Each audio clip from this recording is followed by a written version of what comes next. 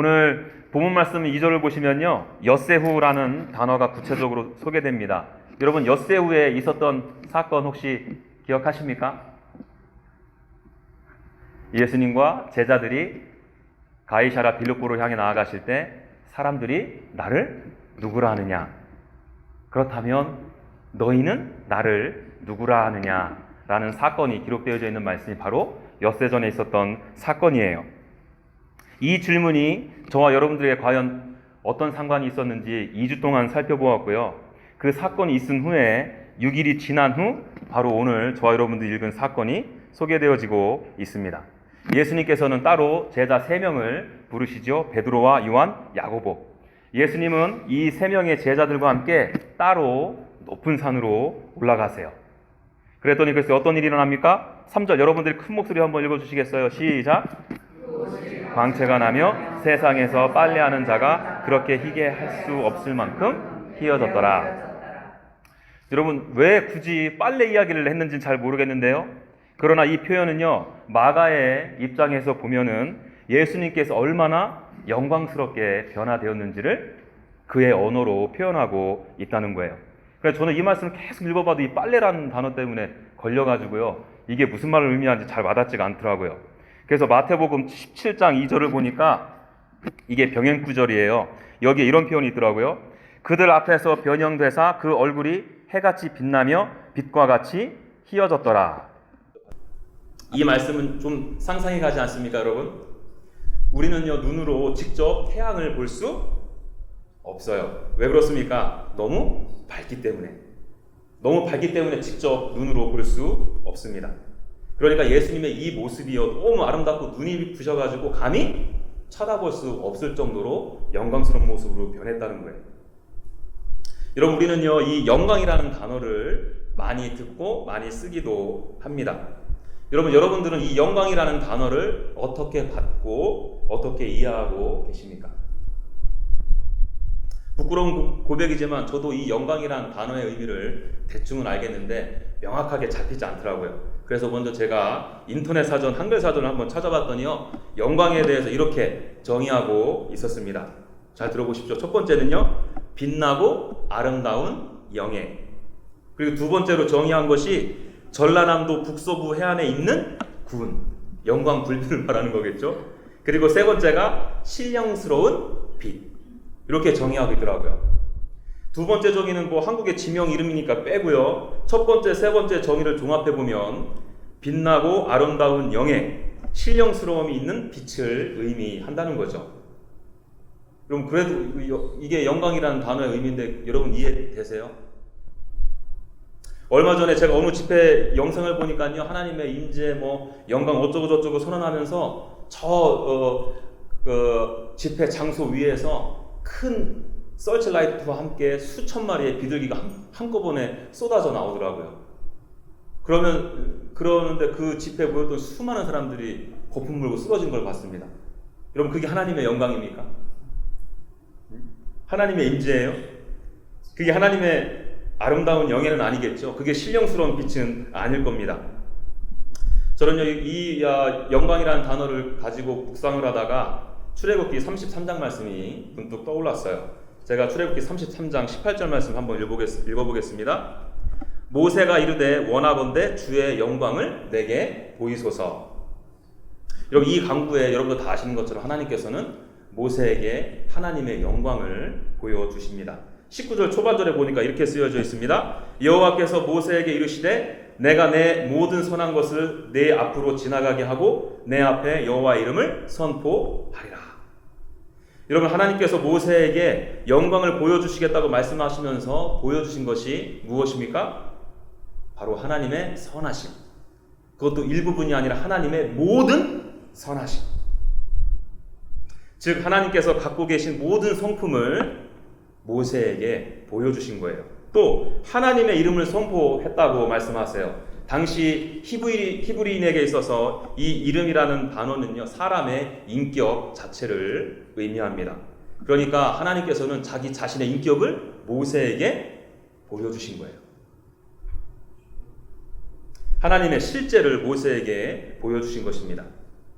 여러분, 그러니까 다시 한번 종합해 보면요, 하나님의 영광이 임했다는 이 표현은 하나님께서 하나님의 모든 선하신 성품을 다 종합해서 표현한 거라는 거죠.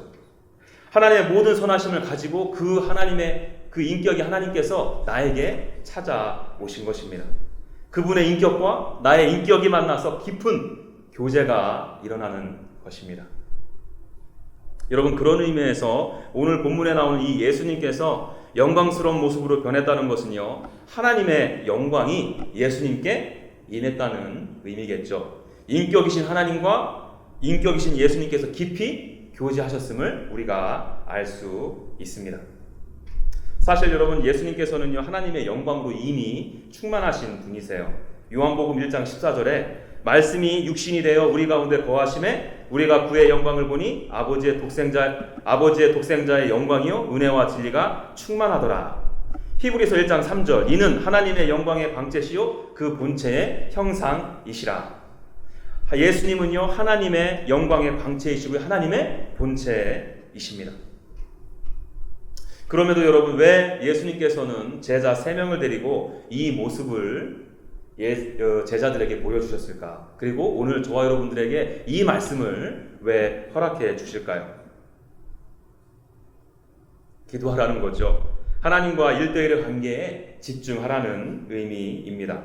병행구절인 누가복음 9장 28절에 보니까 예수님께서 이 3명의 제자들과 함께 올라가신 이유를 설명해 주시는데 뭐라고 표현하냐면 바로 기도하시라. 또 29절에는 또 기도하실 때에 하나님의 아들이신 예수께서 영광스러운 모습으로 변해되었다고 표현하고 있습니다. 좀 전에 소개해드린 이 모세도 마찬가지예요. 모세가 하나님께 하나님의 영광을 내게 보여주십시오. 이 기도를 한 배경을 보면요, 이 모세와 하나님과의 관계가 얼마나 깊었는지, 모세가 하나님과의 교제에 얼마나 집중하고 열정을 보였는지 알 수 있습니다. 사실 모세가 이 회막으로 나아가서 주님께 간구하게 된 이유는요, 이스라엘 백성의 죄악 때문이었어요. 여러분들 잘 아시는 그 금송아지 만들어서 우상 섬긴 사건이요. 모세는 백성의 리더로서 이 문제를 가지고 하나님 앞에 나아가죠. 하나님께서 모세의 기도를 들어 응답하십니다. 그리고 이스라엘 백성을 떠나지 아니하시고 가나안 땅으로 함께 가실 것을 약속해 주세요. 여러분, 모세의 입장에서는요, 모세가 회막으로 가서 기도한 목적을 이미 성취했죠. 아닙니까? 이 목적으로 회막으로 나갔잖아요.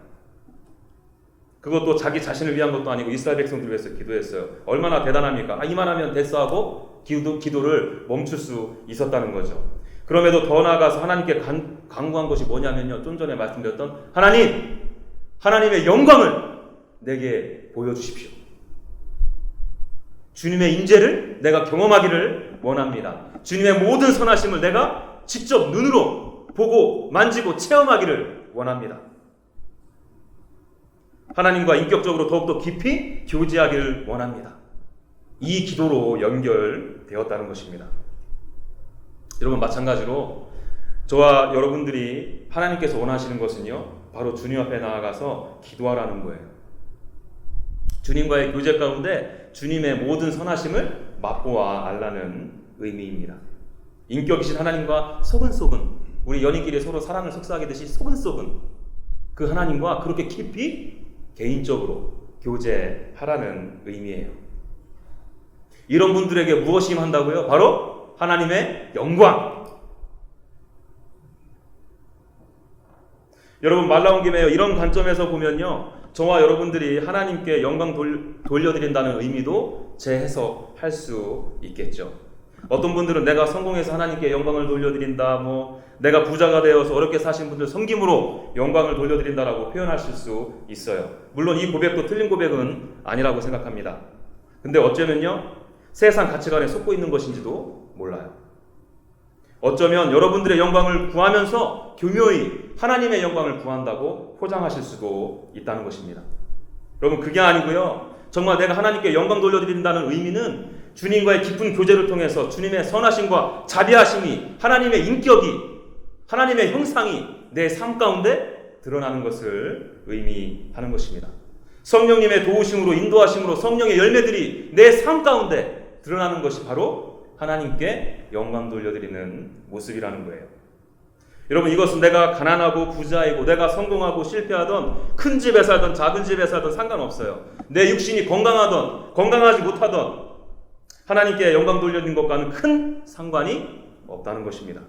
그저 주어진 자리에서 주님과 깊이 교제하고 관계함으로 하나님의 형상이 드러나고 내가 하나님의 마음을 품고 이 땅 가운데 살아가는 것, 나의 삶을 통해 하나님의 인격이 드러나는 것, 하나님의 자비하심과 선하심이 여러분들의 삶 가운데 드러나는 것, 그것이 바로 뭐라고요? 하나님의 영광. 그것이 바로 하나님께 영광 돌려드린다는 의미입니다. 여러분, 그러므로 여러분, 정말 우리가 주님과의 교제에 목마름이 있어야 돼요. 주님의 영광을 향한 갈급함이 있어야 됩니다. 저는 개인적으로요, 모세의 모습을 보면서 부러운 것이 다른 것이 아니에요.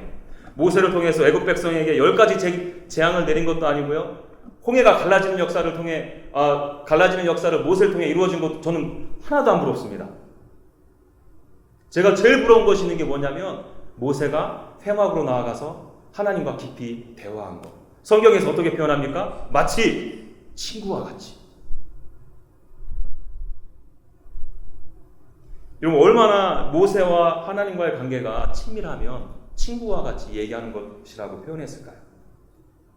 여러분, 이 교제가, 이 주님과의 참다운 교제가 일어나다 보니까 그렇게 지지리도 말았던 백성들을 데리고 광야 40년을 지낼 수 있었던 거예요. 40년 동안 이스라엘 백성들의 영적인 리더가 될 수 있었던 것입니다. 여러분, 예수님도 마찬가지 아니에요? 예수님도 아버지 하나님과 이렇게 완전한 사랑의 관계가 맺어져 있다 보니까 십자가의 길을 걷지 않습니까? 내 생명을 들여 주님 앞으로 나아가지 않습니까? 저와 여러분들이 붙들어야 될 것이 바로 주여 하나님의 영광을 보길 원합니다. 내가 주님의 임재를 갈망합니다. 주님, 저에게 주님의 선하심과 인자하심과 하나님의 모든 성품을, 하나님의 인격을 제가 보길 원합니다. 이거라는 거예요. 여러분, 이 제자들처럼 예수님처럼 따로 높은 산으로, 모세처럼 회막으로 주님과 1대1로 서십시오. 다른 이야기 들을 거 없이 다른 사람의 조언을 듣는 것이 아니라 하나님의 음성을 듣고 하나님의 임재 안에서 하나님의 명확하신 말씀을 들으십시오. 이것이 저와 여러분들을 통해서 하나님의 영광이 일어나는 길이라는 것입니다. 자, 그런가 하면요, 이번에는요, 이렇게 예수님께서 영광스럽게 변하신 모습을 본 제자들의 반응을 한번 살펴보도록 하겠습니다. 우리 6절 한번 읽어볼까요? 다 같이 읽어보겠습니다. 시작. 이는 그들의 몹시 무서움으로 그가 무슨 말을 할지 알지 못함이더라. 네, 여기 보니까요, 제자들이 몹시 두려워했다라고 표현하고 있습니다. 왜 두려워했을까요? 오히려 기뻐하며 펄쩍펄쩍 뛰면서, 야, 내가 예수님께 임한 하나님의 영광을 봤어, 기뻐해야 되는데 왜 이렇게 두려워했을까? 여러분, 베드로가 왜 이렇게 두려워했는지 이해를 하려면 구약시대에 하나님의 영광이 임했을 때, 하나님의 인재가 임했을 때 어떤 모습들이 있었는지 좀 살펴봐야 돼요. 하나님께서는 시내 산에서 구름의 형태로 강림하셨죠. 이것을 우리가 흔히들 쉐키나, 영광의 구름이라고 표현합니다. 하나님은 구름 가운데 말씀하셨어요. 왜 그러셨을까요? 하나님의 직접적인 인재를 보고서 살 자가 없었기 때문이에요. 좀 전에 소개해드렸던 모세가 하나님의 인재를 경험했을 때도요, 하나님께서 모세에게 이렇게 말씀하십니다. 출애굽기 33장 20절. 또 이르시되 네가 내 얼굴을 보지 못하리니 나를 보고 살 자가 없음이니라. 이 말씀이에요. 너희 인간은 나의 거룩함과 영광을 견디어낼 수 없다. 나를 직접 보면 죽을 수밖에 없다. 이렇게 말씀하신 것입니다. 또 하나님의 영광을 경험한 이사야에서 나오는 이사야의 고백도요, 이와 같이 맥을 같이 하죠. 화로다 내가 망하게 되었도다. 여러분, 이 이사야가 왜 이렇게 망했다고 고백합니까? 만군의 여호와이신 왕을 배웠음이리라. 오늘 본문 말씀도 가만히 보십시오. 오늘 본문에서도요, 모세와 이사야에게 나왔던 하나님의 영광이 나타났어요. 7절 볼래요? 마침 구름이 와서 그들을 덮으며 구름 속에서 소리가 나되 이는 내 사랑하는 아들이니 너희는 그의 말을 들으라 하는지라. 여러분, 이 말씀 안에도 쉐키나 영광의 구름 그리고 하나님의 말씀이 선포되네요. 그러니까 구약 말씀에 의하면 제자들은 지금 어떻게 돼야 됩니까? 망해야 돼. 죽어야 됩니다. 그렇기 때문에 지금 베드로와 제자들이 심히 두려워했던 거예요. 여러분, 베드로가 얼마나 당황하고 두려워했는지 5절 말씀 우리가 좀 확인할 수가 있는데 여러분들 한번 읽어주시겠습니까? 시작. 베드로가 예수께 고하되 랍비여 우리가 여기 있는 것이 좋사오니 우리가 초막 셋을 칠 때 하나는 주를 위하여 하나는 모세를 위하여 하나는 엘리야를 위하여 하사이다 하니. 여러분, 엿새 전에 6일 전에는요 베드로가 그 가이사랴 빌립보 가는 길 위에서 예수님은 뭐라고 했습니까? 메시아, 예수님은 나의 왕이십니다. 이렇게 아름다운 신앙의 고백을 했어요. 그런데 지금 표현을 보십시오. 랍비라고 표현합니다. 또 예수님, 모세, 엘리야를 위해 초막 셋을 지으면 거기에 같이 간 제자 3명은 어떻게 노숙하라는 거야? 베드로는요 완전히 정신줄 놓은 거예요. 너무 두려워서 죽게 생겼으니까 완전히 패닉 상태에 빠진 것입니다. 그런데 베드로의 이 두려움 속에서 대답한 고백 속에서 한 가지 기가 막힌 대답을 내놓아요. 여러분 5절을 다시 한번 눈으로 보십시오. 여기 보면요 초막이라는 단어가 나옵니다. 이 초막이라는 단어는 성막이라고 표현하는 단어와 일치해요. 아시는 것처럼 구약시대에 하나님의 영광이 시내산에 임한 뒤에 이스라엘 백성들은 성막을 지었습니다. 인간과 하나님의 격차가 너무 심하다 보니까 그것을 좁혀줄 수 있는 무언가가 필요했던 것이죠. 그것이 뭐라고요? 바로 성막.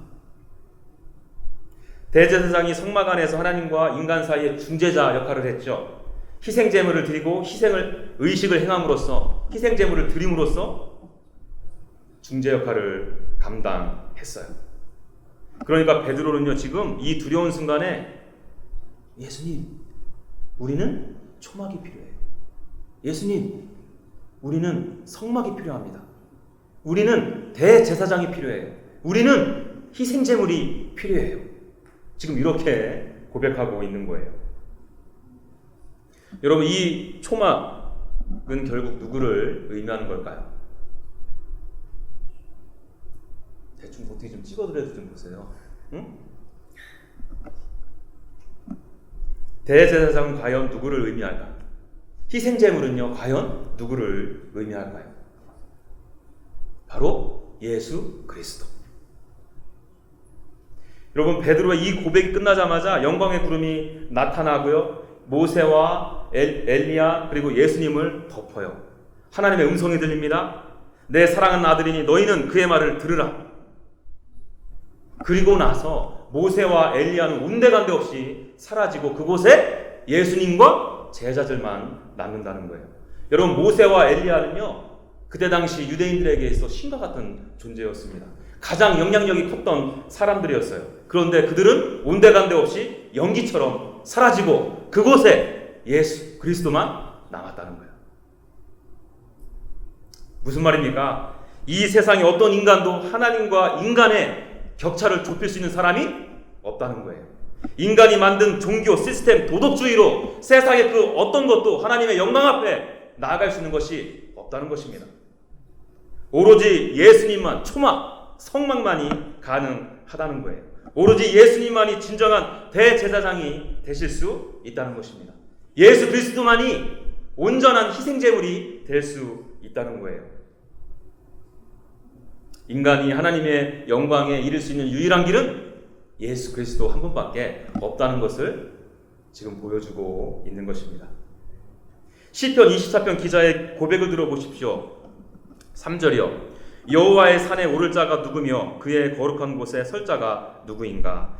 여러분, 이 시편 기자가 이렇게 고백하고선 어떤 사람이 여호와의 산에 오를 수 있는지 그 자격을 말해줍니다. 4절을 여러분들 한번 읽어주시겠습니까? 시작. 곧 손이 깨끗하며 마음이 청결하며 뜻을 혹한한 데에 두지 아니하며 거짓 맹세하지 아니하는 자다. 여러분, 사절의 자격을 갖춘 자만이 하나님의 영광에 이를 수 있어요. 죽지 않을 수 있습니다. 그런데 여러분, 여러분들의 이 손이요, 죄악 저지르는데 한 번도 사용된 적 없습니까? 저는 하도 이 손으로 죄를 많이 져가지고 어떨 때는 주님 앞에 정말 이 손 진짜 이런 표현 써서 좀 안 쓸게요. 그랬으면 좋겠다는 생각 들 때 많이 있어요. 또 여러분들의 마음 깨끗하십니까? 깨끗하신데 그렇게 뒤에서 뒷담할까요? 응? 내가 저 친구한테 뭐 해준다고 했을 때 저 친구가 나한테 뭐 이렇게 해주지 않을까? 기대하십니까? 기대하잖아요.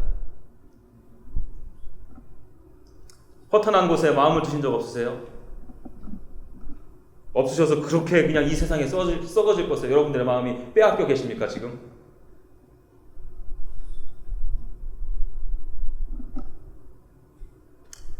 우리가 저와 여러분들이 정말 냉정하게 이 시편 기자의 고백 4절 말씀 앞에 서게 되면요, 이 4절 말씀에 합당한 삶을 살 수 없다는 것을 깨닫게 될 거예요.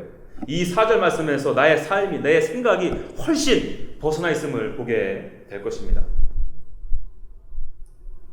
여러분, 제가 무슨 말씀을 드리고 싶냐면요, 이것이 바로 저와 여러분들 인간들의 실상이라는 거예요. 도저히 썩고 부패해서 선한 것이 나올 수 없는 것이 인간이라는 것입니다. 죄인이에요. 그래서 모든 사람이 죄를 범하였으면 하나님의 영광에 이르지 못했다. 사도 바울이 로마서에서 선언하고 있는 것입니다. 이 부패하고 썩은 마음 때문에, 죄 때문에 저와 여러분들은 하나님의 영광에 이를 수 없다는 거예요. 섰다가는 하나님의 그 영광 앞에 속절없이 죽을 수밖에 없다는 것입니다.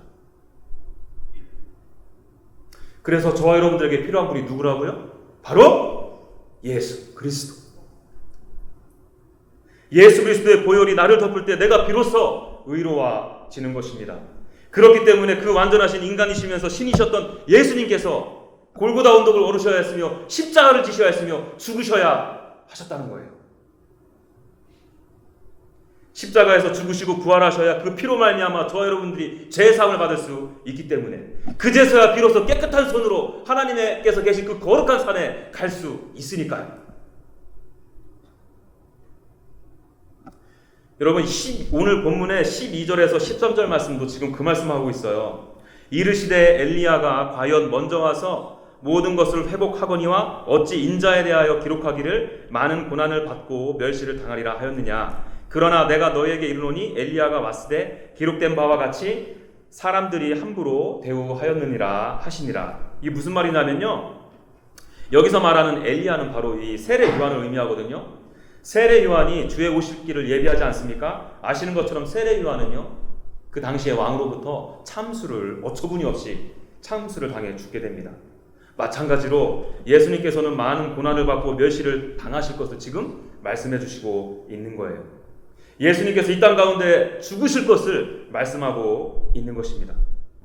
우리 잘 아는 이사야서 53장 2절에서 3절, 우리 여러분들이 한번 큰 목소리 읽어주시겠어요? 시작. 그는 주 앞에서 자라나기를 연한 순 같고 마른 땅에서 나온 뿌리 같아서 고운 모양도 없고 풍채도 없은즉 우리가 보기에 흠모할 만한 아름다운 것이 없도다.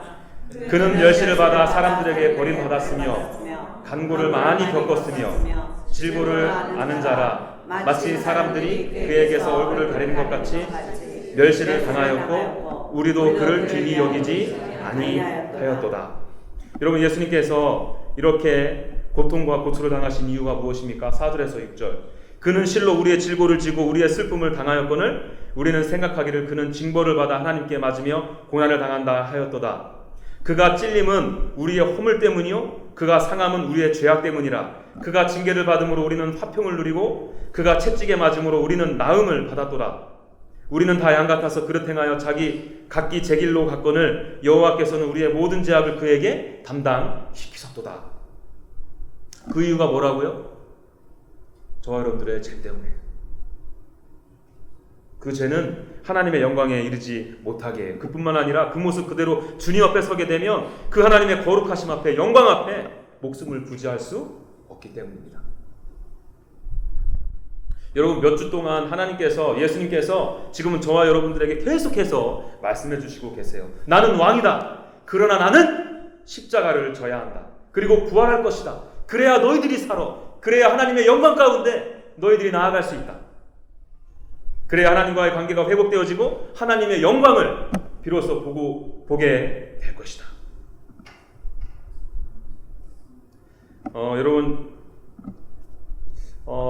여러분들도 아시는 것처럼요, 제 딸 조이가 28주 만에 미숙아로 태어났잖아요. 그래서 무려 3달이 넘는 기간 동안 니큐라는 곳에서 있었어요. 태어난 지 얼마 안 돼가지고 일 마치고 혼자 병원에 조용히 갔습니다. 저 멀리 조이가 인큐베이터 안에 누워있는 것이 보였어요.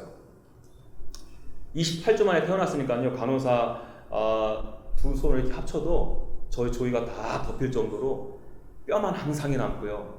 그리고 진짜 거짓말 조금 못해가지고 배 잘못 맞으면 이 배 가죽이 벗겨질 정도로 헐떡헐떡대는 게 보일 정도로요. 그리고 이거 아이비라고 하나요? 이 아이비를 그 앙상한 뼈에 여기저기 꼽아가지고요, 피멍 들고 숨을 제대로 못 쉬어가지고 이 산소호흡기를 통해서는 숨을 제대로 쉴 수가 없었던 상황 가운데 있었습니다. 그렇게 누워있는 아이를 보면서 그동안 제가 참아왔던 눈물을 쏟았습니다. 사실 아내랑 병원에 같이 가게 되면 눈물을 억지로 참았어요. 저희 아내가 마음이 되게 심란한데 저까지 그러면 저희 아내가 너무 힘들어할 것 같아가지고. 근데 그날은 저 혼자 갔겠다. 제가 여태까지 억눌렀던 그 조이의 모습을 보고서 눈물을 참을 수가 없었어요. 마구 눈물을 흘리면서 하나님 앞에 기도했습니다. 주님, 우리 아이 왜 이렇게 앙상합니까? 불쌍합니까? 차마 제가 이 아이를 눈뜨고 볼 수 없습니다. 제발 별일 없이 살려주십시오. 주님께서 이 아이 살려주시면 주님께 저의 평생을, 저의 일생을 드리겠습니다. 제가 이렇게 눈물의 고백으로 주님 앞에 기도했는데요, 주님께서 마치 저에게 이런 말씀을 해주신 것 같더라고요. 주연아, 걱정하지 마. 네가 이 아이 사랑하는 것보다 내가 네 딸 더 사랑해.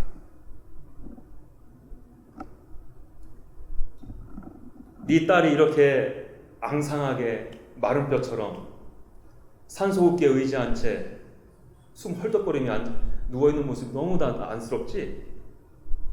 나도 내 아들이 내가 만든 피조물로부터 조롱과 고통받을 때 견디기 너무 힘들었다.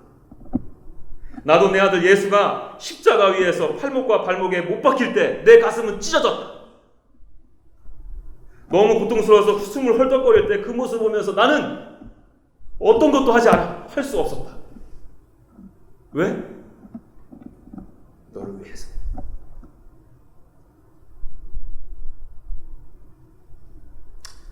처음에는요, 그 인큐베이터 앞에서 애기가 너무 안쓰러워가지고 그냥 진짜 이 약물 물고 있었는데 이 하나님의 음성이 들려지면서 너무 하나님 앞에 감사해서 펑펑 울었어요. 여러분, 이 하나님의 사랑의 증거이신 예수님 앞으로 나가셔야 됩니다. 그래야지 하나님의 영광을 경험하실 수 있으세요. 아울러 죽지 않습니다. 우리의 초막 성망이신 예수 그리스도께로 나아가셔야 돼요. 우리의 대제사장 대신 예수 그리스도께로 나아가십시오. 하나님의 어린 양 대신 예수 그리스도께로 나아가십시오. 여러분, 두려워하지 마세요. 두려움은 죄가 우리에게 들어옴으로 인해서 나타나는 현상 중에 하나예요. 하나님 앞으로 나아가는 이 두려움, 주님께서 주시는 마음이 아니에요. 주님 앞으로 담대히 나아가십시오. 예수 그리스도 보혈의 십자가의 능력을 힘입어서. 우리 주님은 저와 여러분들의 힘으로 하나님의 영광에 이를 수 없다는 것을 다 아시고 오셨습니다. 그러니까 지금 있는 모습 그대로, 깨진 심령 그대로요, 연약한 모습 그대로 예수님 앞에 나아가십시오. 우리 주님은 저를 위해서, 여러분들을 위해서 조이처럼 아주 작고 연약한 모습으로 어린아이로 이 땅 가운데 오셨습니다. 고난 가운데 숨을 헐떡거리면서 흘리신 그 보혈로 말미암아 저 여러분들은 깨끗게 될 거예요. 비로소 하나님의 영광을 저와 여러분들이 보게 될 것입니다. 하나님의 선하심과 그분의 이름을 경험하게 될 거예요. 여러분, 이 놀라운 축복이요, 이 놀라운 영적인 축복이 오늘 이곳에 자리한 모든 여러분들에게 임하여지기를 간절히 소망합니다.